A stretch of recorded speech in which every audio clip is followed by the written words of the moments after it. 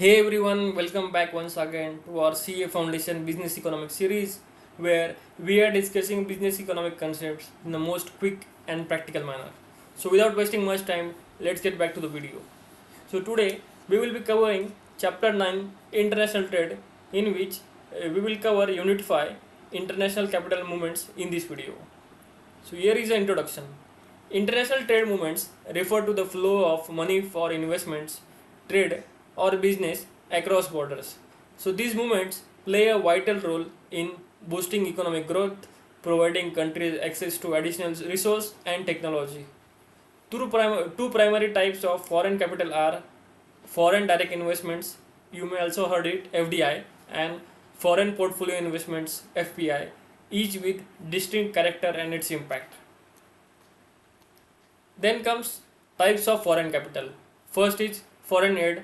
So it is a grant or assistance from foreign governments or international organizations. Example, the World Bank provides loan to build infrastructure. Second comes foreign direct investments FDIs. So long investments where foreign entities gain control over assets typically exceeding 10% of company share in another country. So you may have heard many FDI movement is going in India from past 10 years or maybe earlier. Third comes foreign portfolio investment FPI. So it's a short term investment in stocks and bonds without much control over the entity. Fourth comes external commodity borrowings ECB. So it is nothing but a loan provided by foreign institutions or government to companies in another country, maybe India. Then comes deposits from non-residential Indians (NRI). So it's a fund deposited by Indian nationals living abroad, maybe US, UK, or Dubai or anywhere, which contribute to foreign capital. Then comes much detail on each aspect. First is foreign direct investment (FDI). So FDI represents investment from a foreign entity into business operations in another country. So investor acquires substantial control, influencing the management and its long-term operation. So here are types of FDI. First is horizontal FDI. So here investing in the same type of business abroad. Example, a US car company opening a factory in India, Tesla. Then comes vertical FDI. So it's investing in a different business that supports the main industry. Example, a clothing brand investing in a textile mill overseas. And third comes conglomerate FDI. So it's investing in unrelated businesses in any foreign country. Example of calculation: suppose a US company acquires 15% stake in an Indian electronic company for rupees 100 million. This transaction qualifies as FDI and it provides the US company a significant control over the Indian firm. Then comes foreign portfolio investment FPI. So FPI involves investing in financial assets such as stocks or bonds without control or influence over the management of the company. So FPIs are generally short term and speculative, moving based on market conditions. So example, American investor buys share in an Indian pharmaceutical company through a Bombay Stock Exchange BSE, intending to earn return on stock appreciation. Now comes reason for foreign direct investment. So here are some reasons.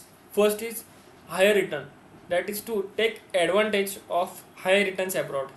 Second comes market expansion, that is to access to new or growing market. Then comes resource access, that is to secure access to natural resource. Fourth comes cost efficiency, that is to reduce cost by utilizing cheaper labor or resource. And fifth, risk diversification, that is to spread investment across multiple regions to reduce risk. Then comes modes of foreign direct investment, that is FDI. So first is subsidiary or associate concern, means setting up a branch or subsidiary in a foreign company. Second comes equity injection, that means directly investing in a foreign company by purchasing shares. Third comes joint venture, that is partnering with the local company to share resource and risk. Fourth comes Greenfield investment means building a new facility in a foreign company from scratch. And fifth is brownfield investment, that is acquiring or leasing existing facilities for businesses. Example of greenfield investment. So a US tech company builds a data center in India to serve the Asia Pacific region, creating jobs and transferring the technology. Then comes benefit of foreign direct investments, FDIs. First is job creation, that is establishing new facilities will help to create new employment or generate employment. Second is technology transfer. So advanced technologies and skill are introduced to the transferring country. Third, boosting exports. So it will help to produce goods for export, which will enhance the host country's trade balance. Fourth comes increased competition. So local firms will improve efficiency to compete with these foreign players or foreign companies. Fifth is economic growth. So the influx of capital will stimulate economic growth or economic development. Here is an example.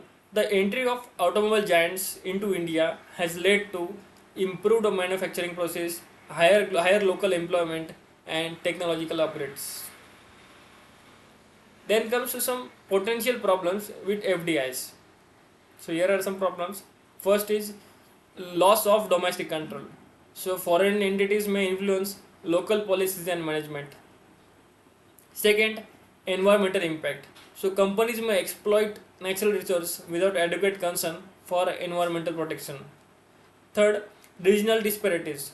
So FDIs often flow to well-developed regions, exacerbating inequalities. Fourth, dependency. That is, excessive reliance on foreign investment can weaken local industries.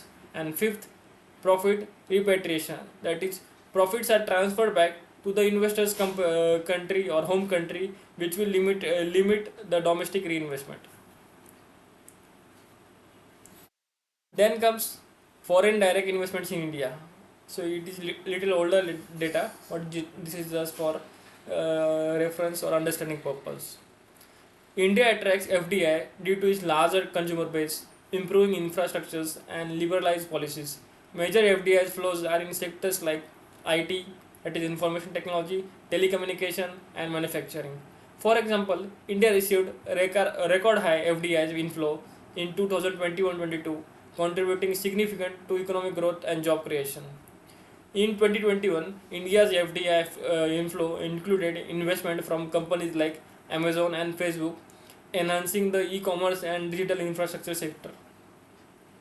Then comes overseas direct investment by Indian companies.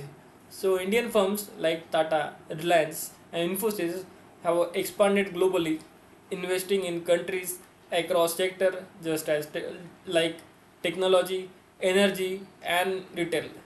These outward FDI allow Indian companies to access new market, acquire advanced technology, and create global brand recognition.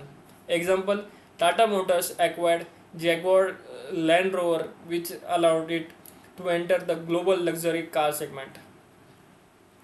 Then comes MG Extras. So we are almost to the end of this video. So first is research activity.